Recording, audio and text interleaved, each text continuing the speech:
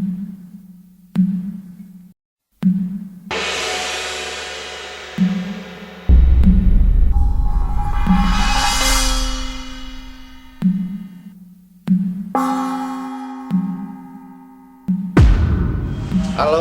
teman-teman semua di sana, gimana kabar Anda? Semoga Anda, sahabatku semua, sehat selalu, semangat dan sukses dalam segala hal.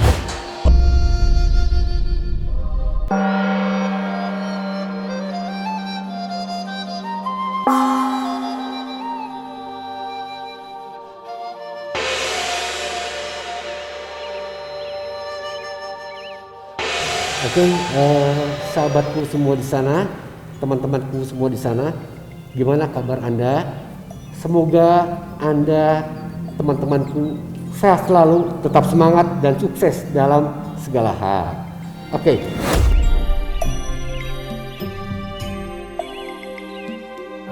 Nah, Sepuh, ini kita dunia diuji atau misalnya dicobaan dengan musibah pandemi virus corona, Sepuh ya.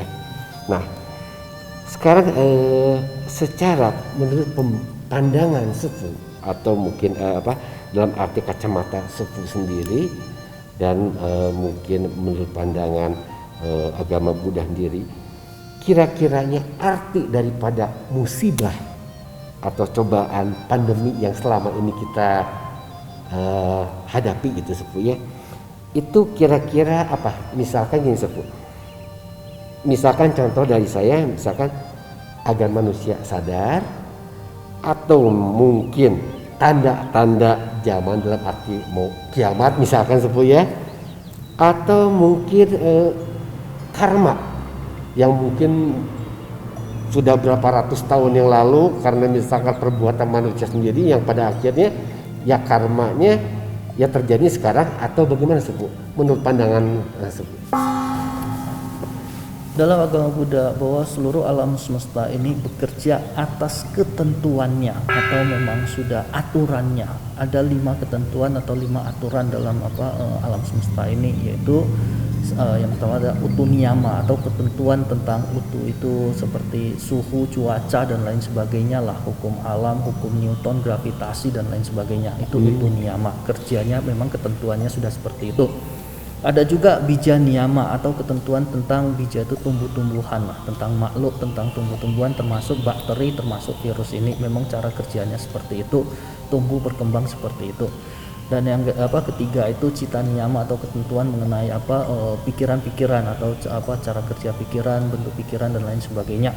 Terus ada kama niyama, ketentuan karma, ketentuan cara kerja karma, dan dhamma niyama, ketentuan yang berkaitan dengan dhamma seperti itu. Nah, jadi kondisi kalau dilihat dari 5 niyama atau panca niyama ini, kondisi pandemi seperti ini juga memang ya tanda kutip sudah ketentuan dari sananya. Artinya adalah cara kerja virus ini, bakteri ini ya tumbuh berkembang ya sesuai dengan hukum bija niyama tadi, ketentuan alam tentang tumbuh-tumbuhan, tentang makhluk hidup, organisme dan lain sebagainya.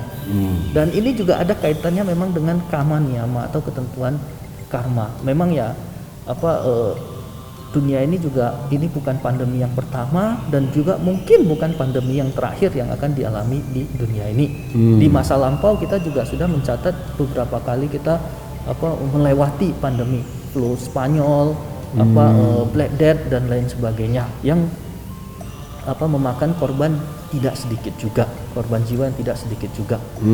Nah, jadi memang penyakit atau virus pandemi virus itu juga selalu berubah, berkembang gitu ya, atau mutasi lah gitu.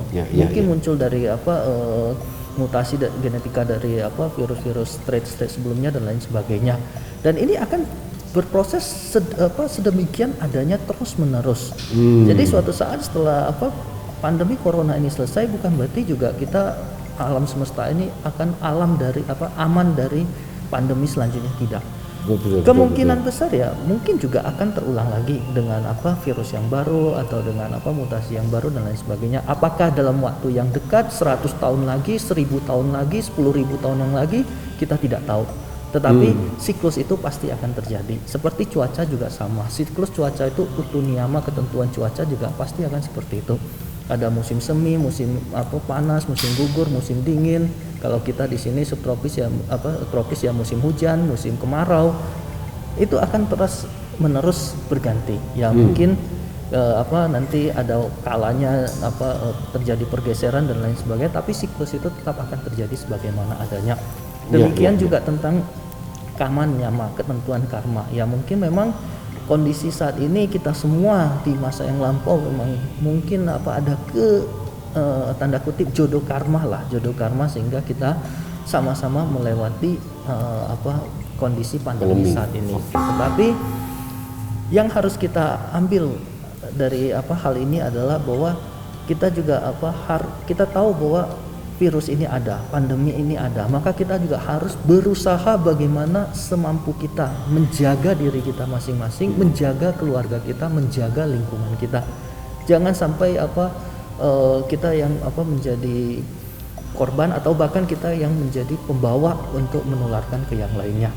Tetap menjaga protokol kesehatan seperti sekarang ini, menggunakan masker, menjaga jarak, mencuci tangan.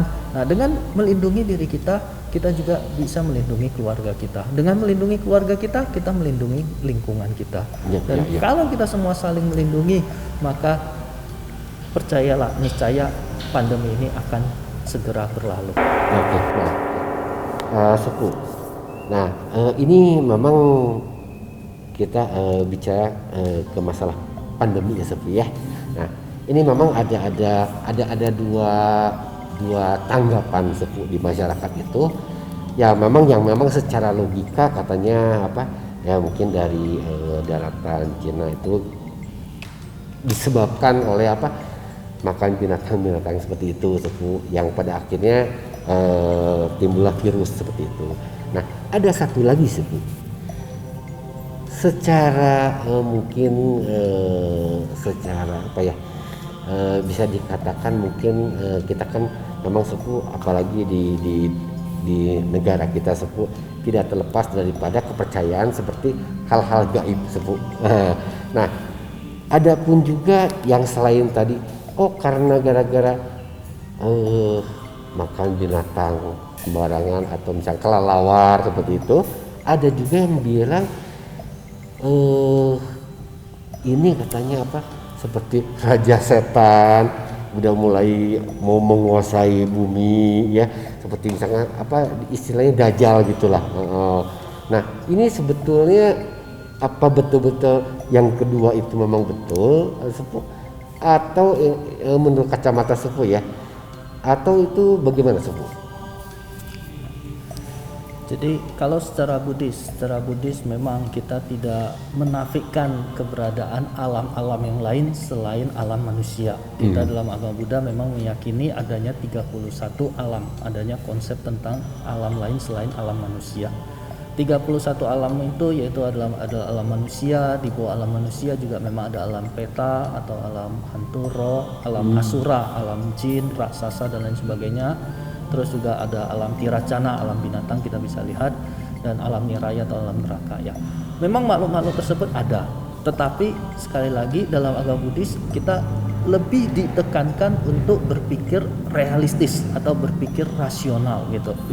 Nah, dalam artian seperti ini, ya memang tadi genetika itu, hukum alam itu ada gitu loh. Maksudnya genetika itu, ilmu sains itu, ilmu eksa itu bisa kita pelajari, bisa kita teliti, bisa kita cari kebenarannya. Sementara kalau misalnya untuk ilmu-ilmu yang lain lah kita sebut sebagai non eksa gitu ya, yang dimana membutuhkan kemampuan khusus untuk melihatnya. Seperti tadi itu kita bicara misalnya bangsa jin, bangsa setan. Kalau kita bilang ini karena ulah setan gitu, setan yang mana gitu loh, setan yang mana, kita tentu harus memiliki kalau dalam Buddhis disebut abinya, kemampuan batin lah untuk bisa menerawang atau melihat ke arah situ. Ya. Masalah benar atau enggaknya, apakah ini karena ulah setan atau karena memang mutasi genetika dan tadi dari kelelawar, ada juga yang bilang tenggiling dan lain sebagainya gitu kan, atau mungkin ada juga yang mengatakan bahwa virus ini buatan manusia atau dan lain sebagainya. Terlepas dari itu semua, ya kebenaran, ya kita sendiri, saya pribadi juga nggak berani untuk menyimpulkannya, apakah ini karena A, karena B, karena C, karena saya sendiri tidak memiliki kemampuan ke arah tersebut gitu. Kalau dibilang oh itu karena setan, saya juga belum ketemu setannya, belum nanya setannya langsung, bener nggak ini kerjaan lo gitu kan? Betul, Kecuali kalau nanti saya sudah ketemu setannya, dia ngaku, nah mungkin saya bisa bilang kerjaan setan. Nah, tetapi kalau misalnya karena apa mutasi genetika dan lain sebagainya, kebetulan juga keilmuan saya tidak sampai di hal tersebut gitu kan. Keilmuan saya juga tidak mumpuni untuk berbicara lebih teknis tentang apakah ini buatan manusia atau apakah mutasi dari lain sebagainya. Tetapi yang ingin saya tekankan adalah virus ini ada, pandemi ini ada. Oleh sebab itu kita lebih baik daripada kita istilahnya sibuk untuk mencari tahu, lebih baik kita bagaimana menjaga, bagaimana untuk meminimalisir kerusakan itu. Dalam artian seperti ini, ibarat kita jalan di tengah hutan, mungkin ada panah yang nyasar, ada pemburu lain sedang berburu, menembakkan anak panahnya. Kebetulan anak panah itu kena ke kita. Apa yang lebih baik kita lakukan? Lebih baik kita lakukan, apakah kita cabut panah itu, kita cari tahu dulu, oh ini panah ini bulunya dari burung mana, oh ini kayunya dari pohon apa, oh ini besinya itu tambang dari tambang mana, atau kita cabut panah itu kita obati lukanya. Mana yang lebih penting? Tentunya lebih penting adalah kita cabut panah itu, kita obati lukanya, daripada kita sibuk mempertanyakan panah itu datang dari mana, asal bulunya dari burung mana, batangnya dari kayu mana. Lebih baik kita obati lukanya. Sama dengan pandemi ini, daripada kita sibuk oh ini berasal dari mana, dari setan, dari manusia, dari mana gitu kan, dari binatang atau dari manapun, lebih baik kita jaga jangan sampai penularannya lebih parah lagi. Betul akal, betul. Oke. Terima kasih Sepuh, betul itu sangat paham ya, sangat masuk akal logika. Nah Sepuh, ini menurut mungkin Sepuh juga ada pesan pada khususnya bagi para umat Buddha dan umumnya untuk seluruh. Nah, memang saat sekarang ini vaksin sudah ada Sepuh ya, tapi mungkin secara ekonomi maupun seperti bencana-bencana ini masih terus berlangsung juga Sepuh ya. Nah, kira-kira menurut Sepuh iman apa atau kebijakan apa bagi kita semua untuk menghadapi kehidupan sekarang ini Sepuh? Seperti ekonomi sedang guncang. Nah, mungkin khususnya bagi umat Buddha dan umum untuk semua, menurut Sepuh apa yang harus kita lakukan Sepuh? Apa kita misalkan cuma hanya berdoa saja, atau misalkan kita menjalani harus dengan ikhlas saja, atau bagaimana Sepuh? Yang paling pertama adalah Buddha ajarkan kanti paramang tapotitika, kesabaran itu adalah praktek yang paling tinggi. Dalam hal ini juga kita harus mempraktekkan kesabaran itu. Kesabaran dalam hal apa? Kesabaran dalam hal kita untuk menjaga diri kita dalam kondisi pandemi ini. Jadi dengan adanya kesabaran itu kita bisa meminimalisir penyebaran. Dengan meminimalisir penyebaran tentu kita kondisi akan semakin baik, segera untuk membaik. Dengan kondisi segera untuk membaik ya secara perekonomian juga kita pasti akan membaik. Nah, jadi kesabaran dalam hal yang memang kita membosankan, tidak leluasa, tidak bisa kemana-mana harus pakai masker, istilahnya tidak bebas. Betul. Tetapi kalau kita sabar, sama-sama semuanya saling membantu, saling sabar, maka pandemi ini pun akan cepat berlalu. Secara perekonomian saya yakin kita semua banyak yang pasti yang kena dampak dari pandemi ini. Mungkin ada yang kehilangan pekerjaan, mungkin ada yang kehilangan usaha, mungkin ada yang kehilangan harta benda, kesehatan dan lain sebagainya. Kita semua banyak yang mengalami dampak dari pandemi ini. Tetapi kita juga harus ingat bahwa segala sesuatu secara sudut pandang Buddhis ini terjadi tidak hanya karena semata-mata kebetulan saja. Semuanya terjadi juga pasti ada hikmahnya dan tidak terlepas dari kondisi karma. Oleh sebab itu, bagi kita yang mungkin terkena dampak, jangan menyerah, tetap berusaha. Ya mungkin saat ini yang kalau memang kehilangan pekerjaannya, gunakan kemampuan keahlian yang kita miliki. Kita bisa mencari sumber penghasilan yang baru gitu. Tidak jarang kok ada yang misalnya mungkin terpaksa di lay off gitu. Oh, memiliki keahlian untuk masak, ya udah bikin makanan kuliner. Oh, atau juga yang akhirnya jualan online atau transportasi online, ojek online, Grab dan lain sebagainya. Jangan gengsian. Oh, dulu saya kerja kantoran. Oh, dulu saya seorang posisi bos dan lain sebagainya. Untuk ya. saat ini kita harus paham bahwa memang kondisi saat ini benar-benar sulit. Jangan terlalu gengsi. Selama kita masih bisa berusaha, kita harus berusaha. Dan bagi kita yang mungkin secara perekonomian karena dukungan kebajikan di masa lampau, kita yang secara perekonomian masih sanggup, masih kuat, maka kita harus ingat untuk membantu sesama kita. Bantulah tetangga kita, bantulah saudara-saudara kita. Karena bagaimanapun juga semua harta kekayaan kita itu tadi tidak terlepas dari kebajikan masa lampau. Kalau kita tidak mau menanam kebajikan lagi, suatu saat juga akan habis kebajikan itu. Oleh sebab itu, jangan takut harta kita habis, tetapi takutlah kalau kebajikan kita yang habis. Bagi kita yang sanggup bantu, bantulah. Jadi dengan bisa kita tidak usah jauh-jauh lah tetangga-tetangga kita. Kalau kita tahu ada tetangga kita yang memang kurang mampu, memang yang karena kondisi pandemi ini benar-benar susah, mungkin di rumah kita ada beras yang bisa kita bantu, ya bantulah. Tidak perlu harus terlalu yang semuanya besar-besar, tidak. Semampu kita bisa bantu, kita bantu. Dengan saling membantu, saling gotong royong, niscaya kita semua akan keluar dari pandemi ini dengan baik, selamat. Terima kasih Sefu. Mungkin beberapa poin ini kami semua ini sudah memahami Sefu yang tadi beberapa pertanyaan yang saya pertanyakan kepada Sefu. Oke, nah Sefu mungkin ini untuk yang terakhir. Nah, pertama-tama saya terima kasih banyak kepada Biku Sudarsilo atau sepupu saya, memberikan beberapa pernyataan yang tadi kita tanyakan sepupu untuk dapat memahami dan mengerti, khususnya dalam arti yang paling pasti sih umum untuk semua masyarakat sepupu Jadi untuk menjauhi hal-hal misalkan pemikiran karena tidak paham Sefu Nah seperti tadi masalah patung, masalah apa segala macam. Nah tapi setelah Sefu jelaskan kita sudah paham Sefu.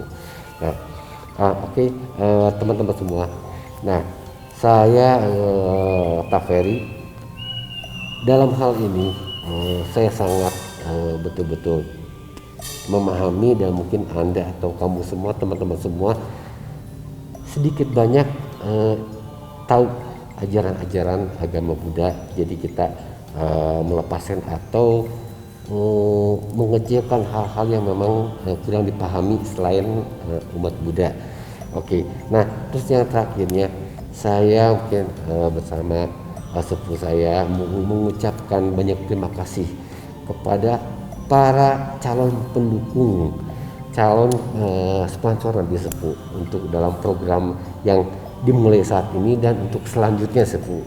Nah, terima kasih banyak kepada PJ TV. Nah, terus terima kasih banyak juga kepada Vivian Fan. Terima kasih banyak juga kepada Lydia Sutantio, dan terima kasih banyak juga kepada para rekan-rekan yang ada di Singkawang Sepuh. Mereka menyaksikan kita juga Sepuh. Salam sejahtera. Terima kasih. Sampai berjumpa di video mendatang. Oke, terima kasih Sepuh. Terima kasih Sepuh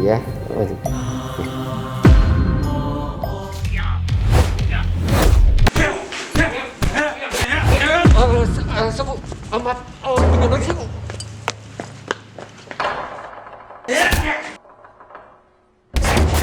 Nanti saya ceritain Sepuh.